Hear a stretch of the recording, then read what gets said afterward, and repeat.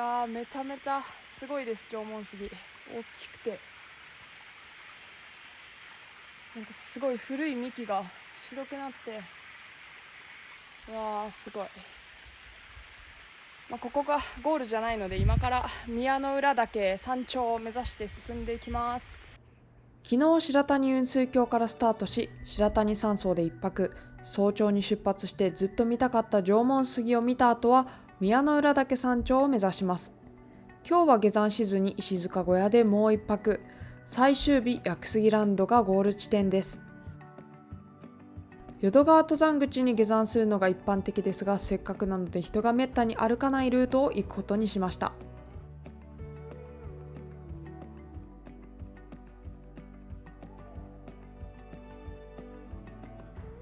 それではお邪魔しました。もうちょっと年取ったらもう一回ぐらい見に来たいなすごー。よ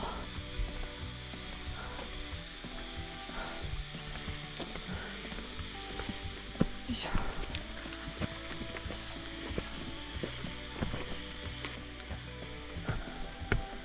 ょ。はあ、すごい綺麗な小屋、高塚小屋だって。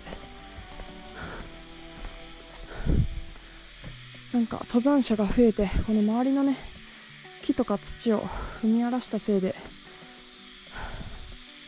結構荒廃が進んでしまったから、ちゃんとね、本当に登山道が整備されてる場所が今は多いですね。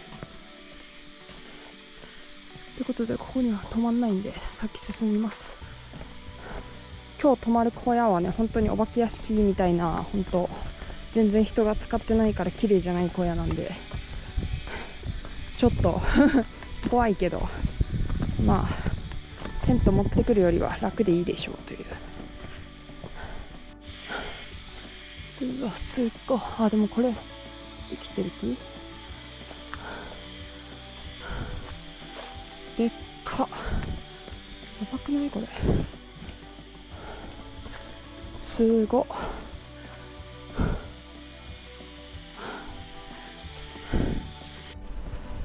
縄文杉越えると人の気配が本当になくなりますね。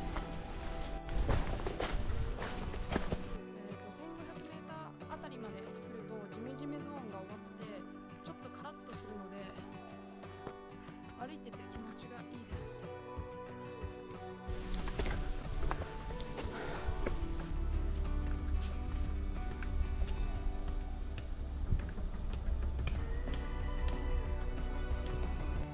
屋久島には屋久杉だけではない固有の動物、鳥、昆虫などが存在します。他の鹿と違って小型なのが特徴の屋久鹿、ヤクザルとも呼ばれる日本固有のニホンザル。山を歩くだけで様々な生き物に出くわすことができます。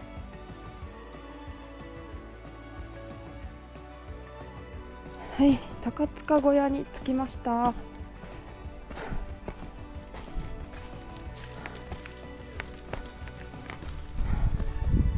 よいしょ。ちょっと中見てみる？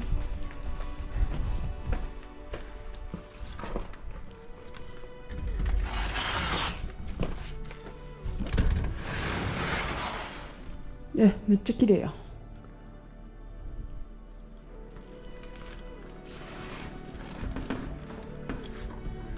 夜のネズミ、鹿にご注意やって。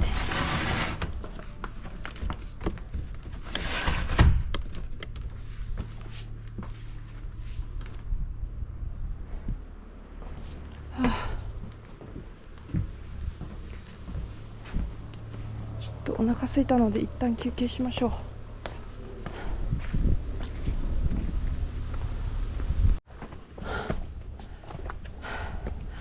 で、小屋から展望ポイントまで20分ぐらいなので、そこで休憩できればしようと思います。なんやろこのツルツルの木いっぱい生えてる。ここ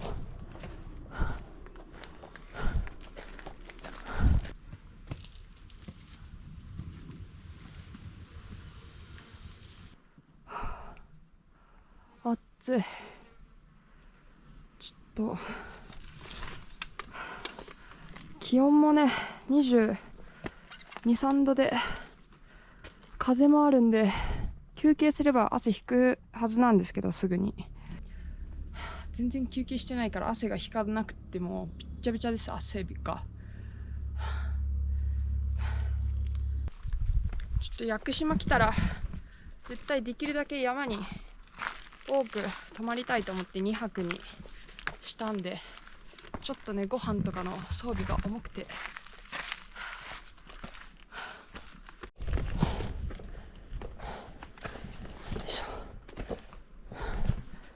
いしょ。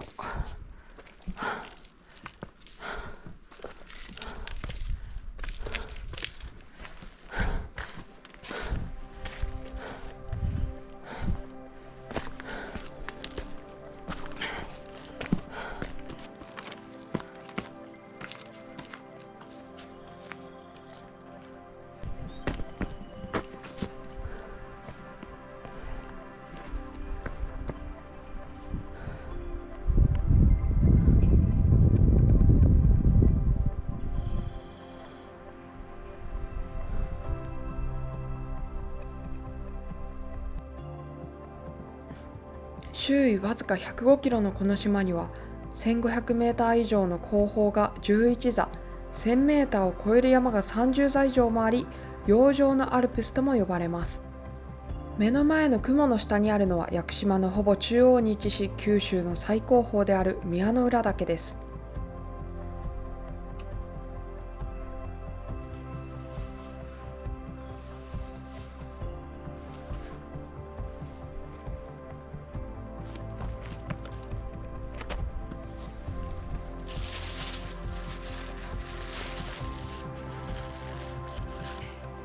絶景見ながらご飯を食べます。いただきます。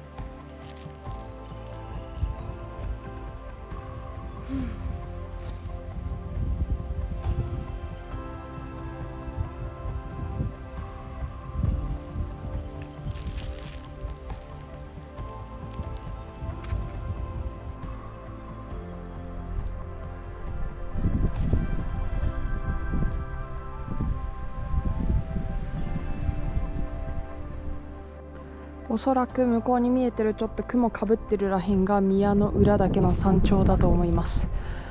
今地図見たら1時間ぐらい、だいたい1時間ちょいぐらいで行けるみたいですね、ここから。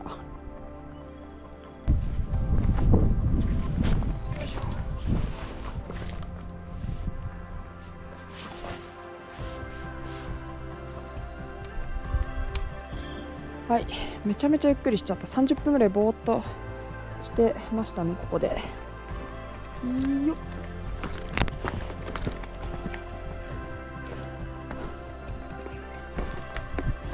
では宮之浦岳山頂まで行きましょう。今からだと多分2時過ぎ、2時半ぐらいかな、着くの。よいしょ。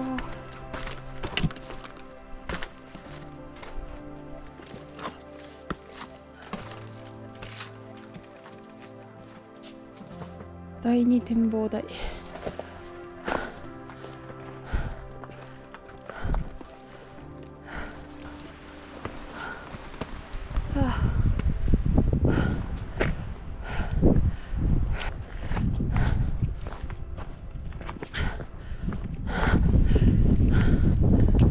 すごい、こっちの方が景色いいな。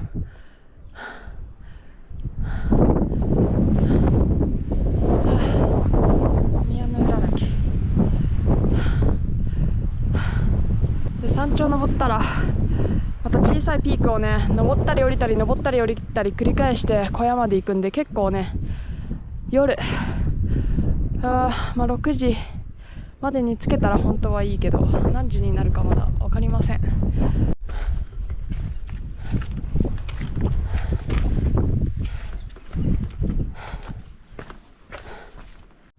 うわー、近づいてきたよ、山頂。まだまだだけど。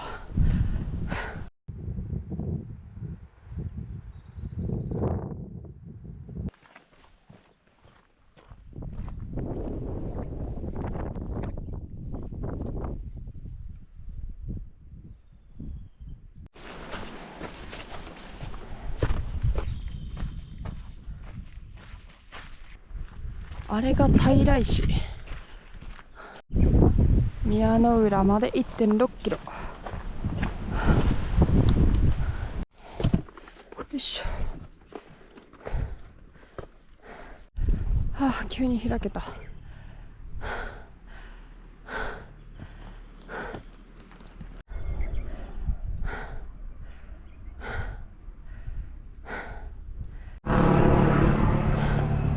はい、日原石の岩屋に到着。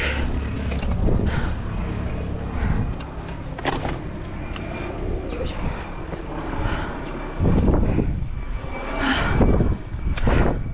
宮之浦が目の前に見える。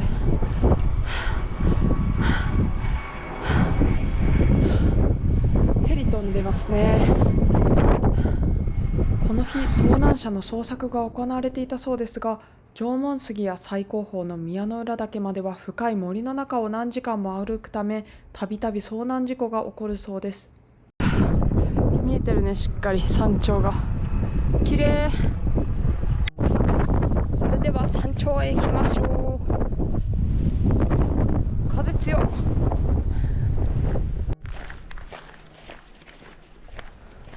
うわー、気持ちいい、この道。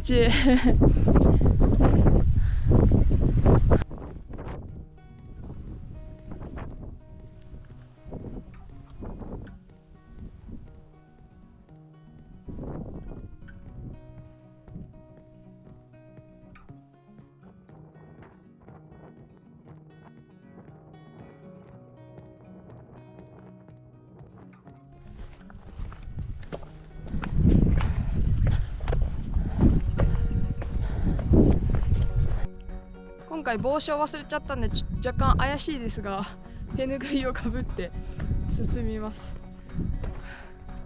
ちょっと眩しすぎてね、日があと焼けたくないんではあ、すごい水が流れてきてる。上に水場があるんで、一旦そこで水を補給したいと思います。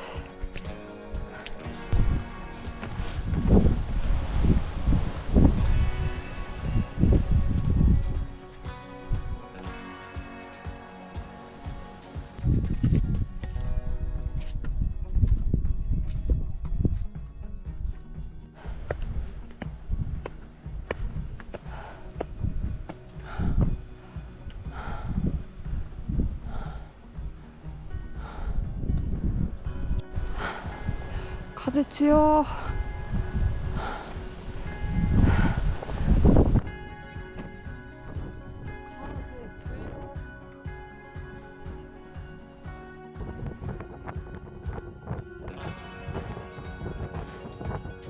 着いた宮之浦岳山頂。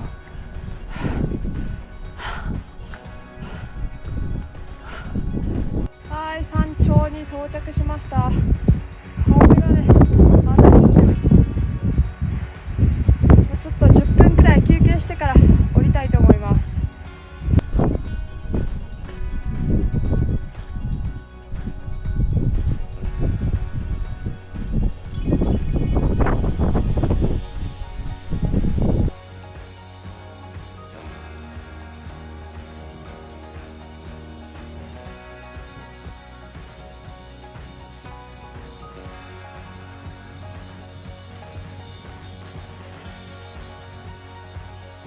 山頂からは島を囲む海の絶景。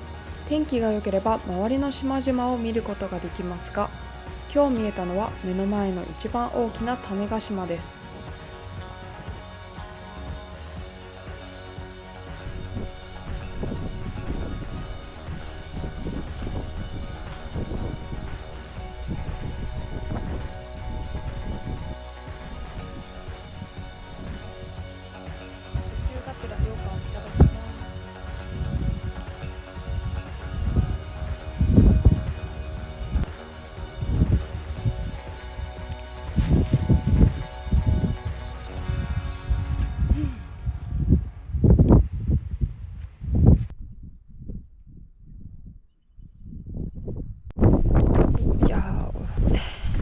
では避難小屋まで向かいましょう。ちょっと結構5時過ぎるかもですね。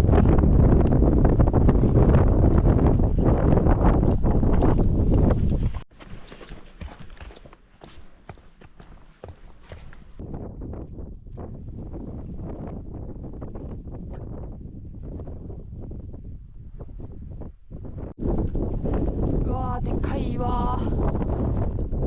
屋久島は火山が噴火したのではなく、マグマが押し上げてできた島で、全山花崗岩からなり、山頂近くは風化浸食された形の変わった岩が多く、歩いていて面白い景色です。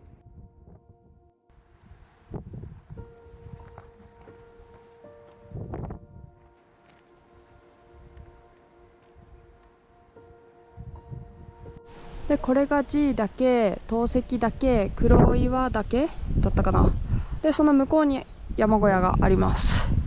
なんであと1時間ちょいぐらい多分。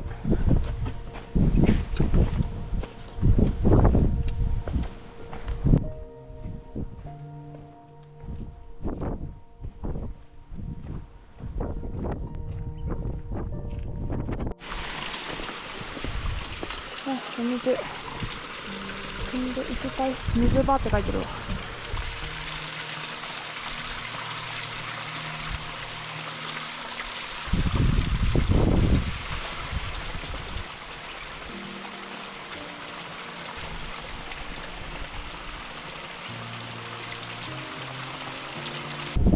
今日の夜の分の水も確保したので、部屋に向かっていきましょう。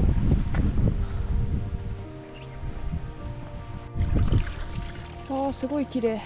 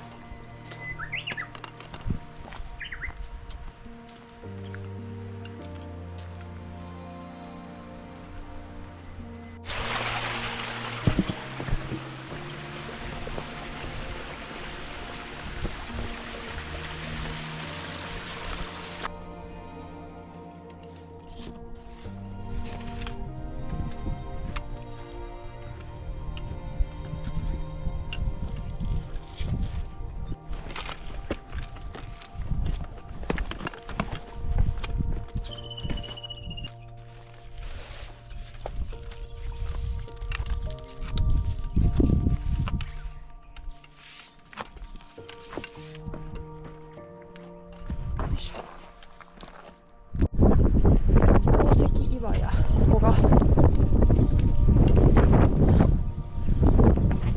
どっち行くんだ。向こうに見えるのが高番岳、あれか。で今からこの谷沿いに降りていって小山で、まだ今もう5時13分だけど、いやー、日程がねうまいこといかずに、もうちょっと考えて日程組めばよかったな。こんなにね、この1日だけめっちゃ歩かなくってもいい感じでね分けるともっと楽なんで、普通の人は多分ねそんな感じで登るんだろうと思います。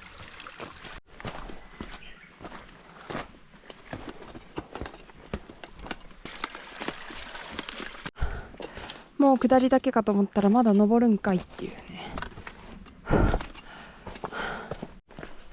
急に湿原みたいなの出てきた。すごい。まもなく話し甲賀です。これのことか、話し甲賀って。綺麗。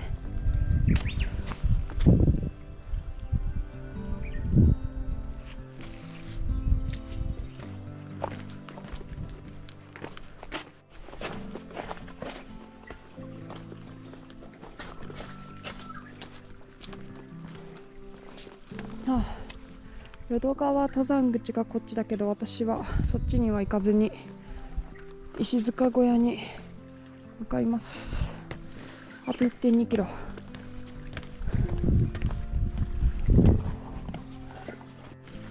マジでこの道急にドロドロゾーン、めっちゃもう靴濡れちゃったわ。もうね、はまるんよ足が。うわ、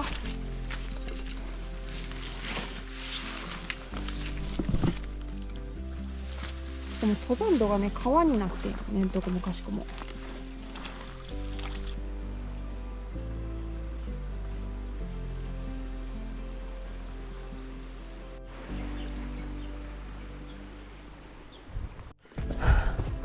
また登りですかっていう。また登るんですか、せっかく降りたのにまた登るんですかっていう。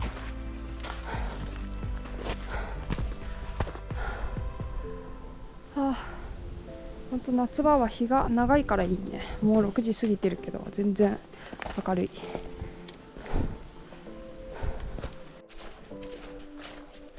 汗だく。もう今この岩のとこ降りたらもう山小屋なんで、汗が引くまでちょっとだけ休憩してから降ります。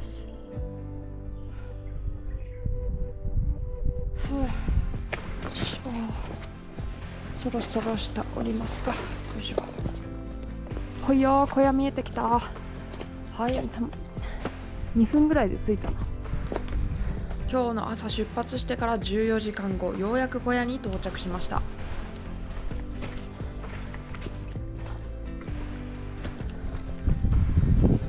これが石塚小屋です。石塚小屋はあまり使われないので、古くてお化け屋敷みたいで中も若干怖いけど、外よりは快適そうです。中は綺麗。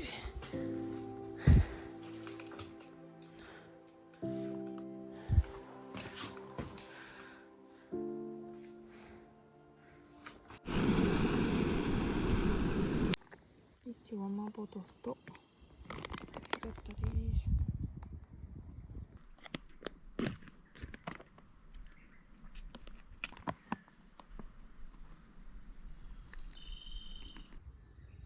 はい、いただきます。いや、今日よう歩いたわ、本当に。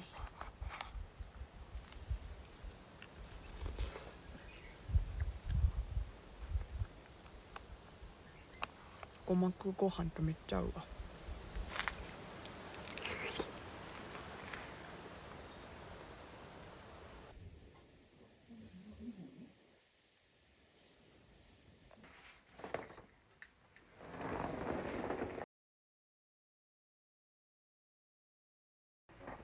おはようございます。今日はなんだっけ、屋久杉ランドまで降りて、そこから宿まで徒歩で歩くつもりだったんですけど、雨降ってて二度寝しました。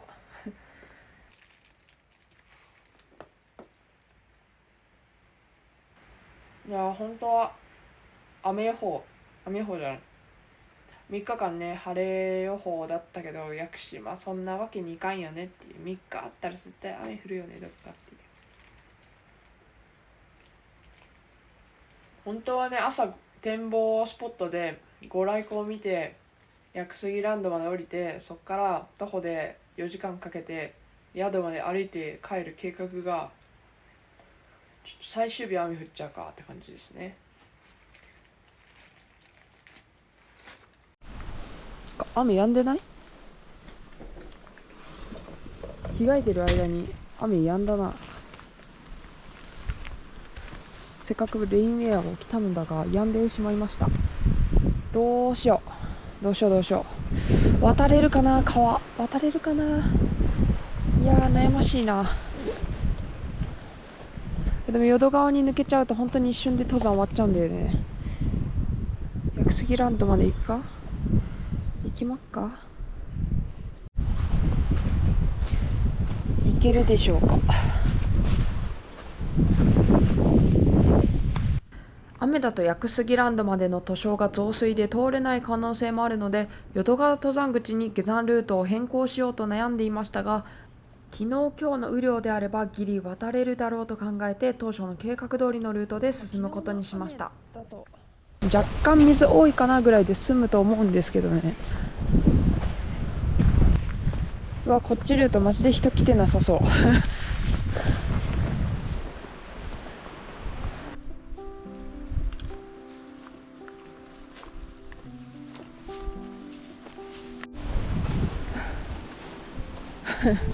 こっちルートほんと道迷いそうなぐらいなんか草が生えちゃってるね。人が多く来るルートじゃないから整備とかあんまされてなくって面白いですね、こっちの方がやっぱり。この川が登山道なんか、すごい水が。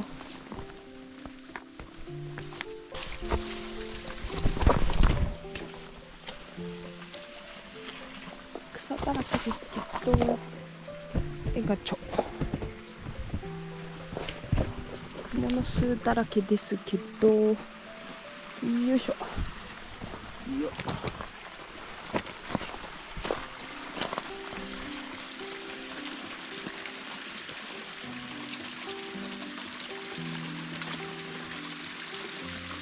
まあちょっとそんな土とかちょい入っちゃったけどフィルターついてるんでいけるでしょう。行きましょう。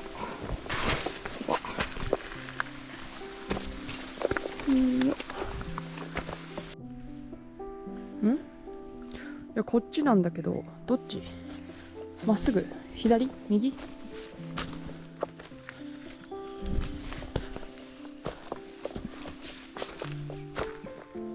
上？下？何この分かりにくい道。あ、これか、これや、これあった。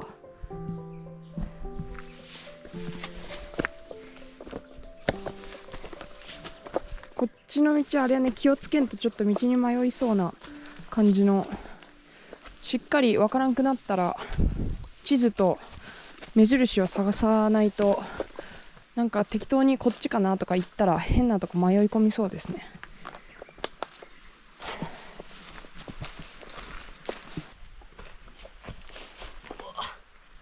うわ、引っかかるてザックがよ。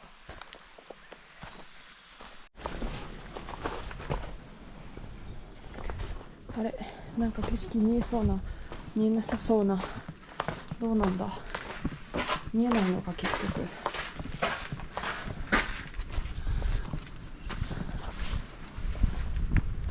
道こっち？違うっぽいな。違うっぽいぞ。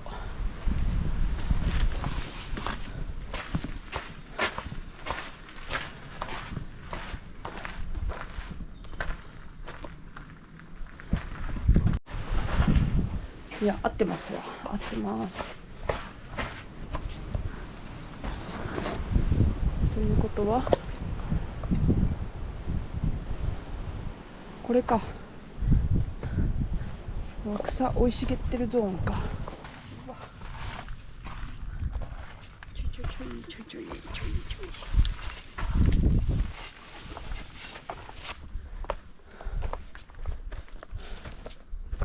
ょい。よいしょ。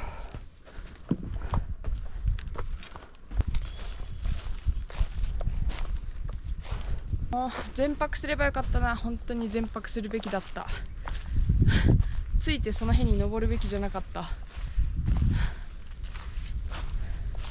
もったいない。屋久島山頂もう一回行きたいもん。あんなに綺麗やと思わんかった。は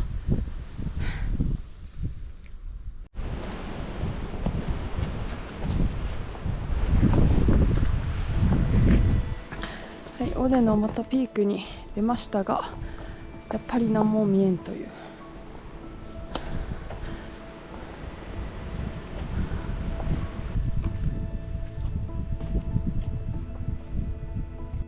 もうここ通るだけでびしょびしょになるよな。ちょいとちょいとちょいと。これが登山道というね。びしょびしょになりました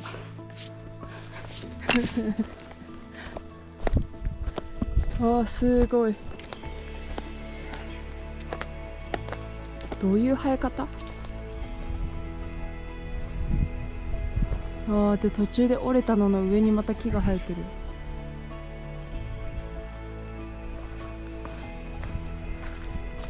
すごっ。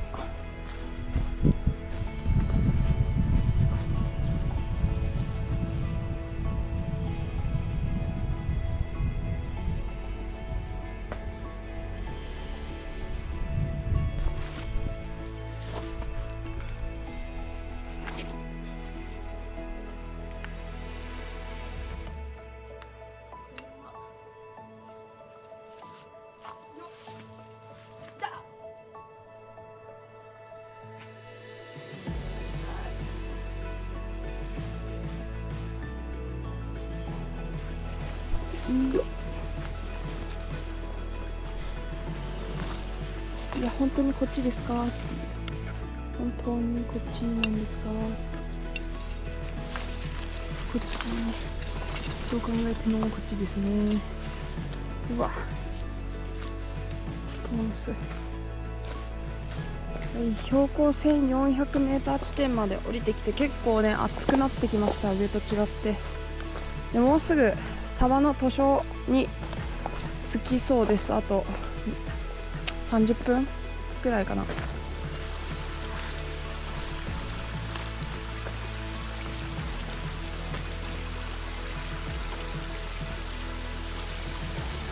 の辺の沢やばいわ、ヒルいるわ結構下の方の沢がねヒルいるかも。上はあんまいないけど、普通になんかちっちゃいのがへばりついてなんかチクチクすんなと思って見たらヒルが血吸ってた。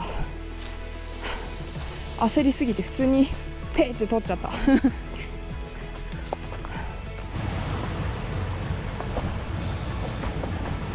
あ、よかった、全然増水してない。ど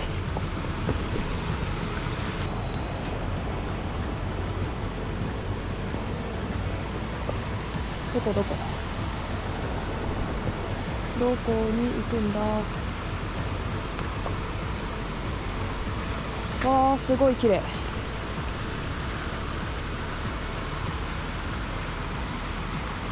どっち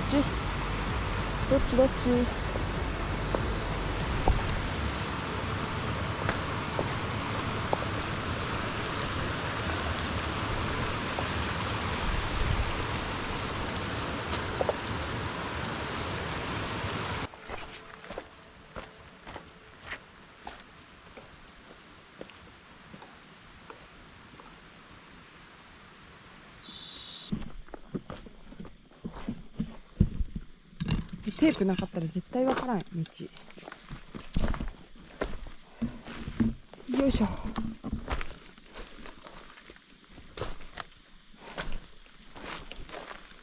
あ、うわ、すぐ分かった。絶対あれが大和杉や。遠目から見ても他の杉と全然大きさ違う。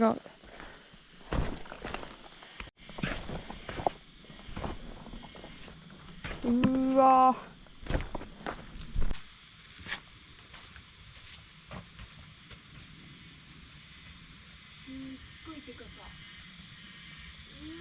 大和杉は縄文杉に次ぐ太さの巨木で推定樹齢が3000年から4000年と言われています。風の影響を受けにくい場所に生えているので木肌も美しい状態を保っています。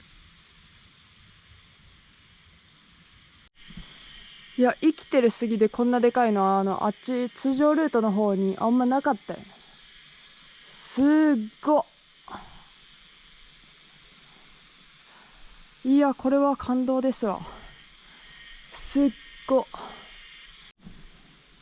でこれあんまり近くに寄ってね、猫を傷つけないようにって書いてあるんで、他のねこんだけでかい人がいっぱい来るルートだと絶対周りなんかで囲ってあって近づけないようになってるんで、こっちはねこのまま残すためにもあまり寄らない方がいいってことだと思います。うわー、すごいな。こっちのルートも人がいっぱい来るようになったら多分ちゃんと囲いができるんだろうけど、いやすごいな。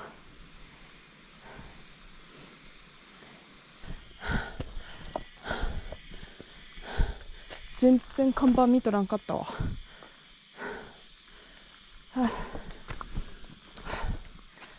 いしょ。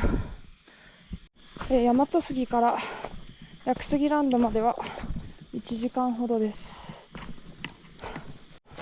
あ、また猿だ。別の猿来た。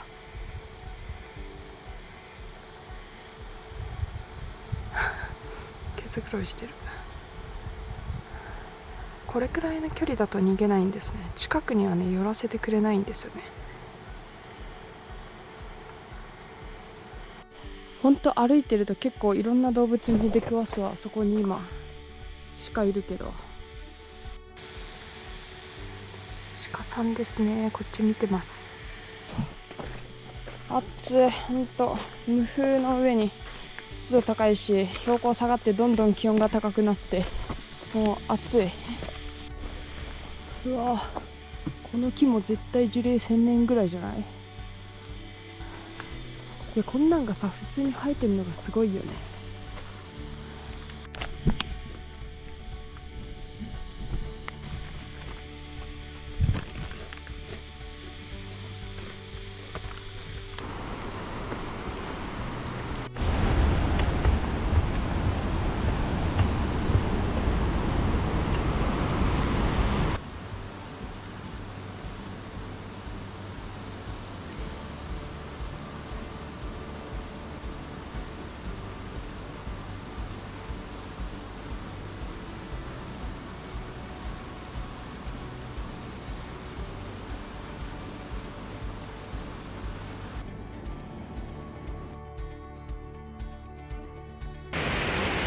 お疲れ様です。もうすぐ屋久杉ランドなんですけど、帰りのバスがまだあと2時間ぐらいあるんで、ここでちょっとゆっくりしてから帰ります。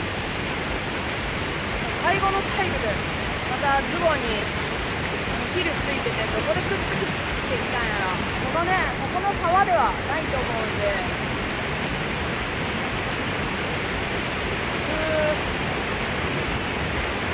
こう歩いたな。帰りのルートも結構ね、滑るしヒルおるし大変だったけど面白かった。整備されてない感じがね、良かったです。とはいえね、倒木とかが一切なくって結構綺麗になってたんで、人はねある程度は使う人がいるんだろうなという感じでした。多分全泊して初日に縄文杉越えたとこの小屋に泊まって、今日泊まったとこに泊まって下山すると全体的な工程がねすごい楽になると思うんで、そしたらね山頂でもっと時間取れたかなって思います。休憩してから乗ります。お疲れ様です。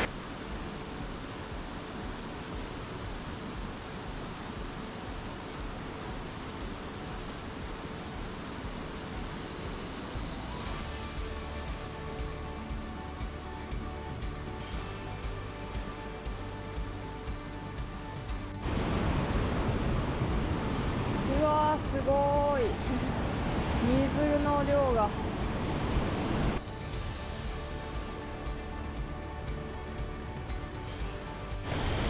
すごっ。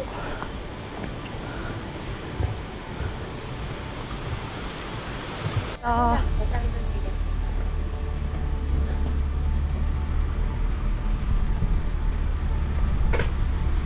はい、登山口に到着しました。ここが屋久杉ランドの入り口です。ありがとうございます。次は6時。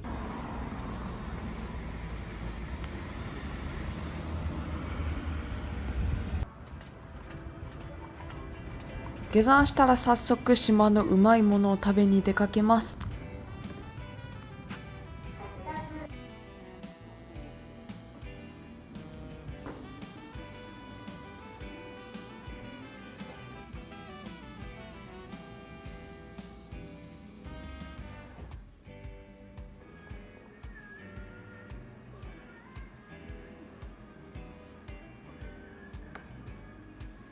首折れサバは臭みが一切なくてもっちりしててすごく美味しいです。今回の登山は樹齢1000年超えの屋久杉をたくさん見れて、苔の森がとても幻想的で、宮之浦岳の山頂付近の景色が絶景すぎてとても楽しい登山でした。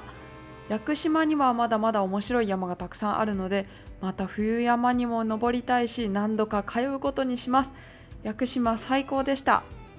ちなみに次の日ちゃっかり海でカヌーして島を満喫して帰りました。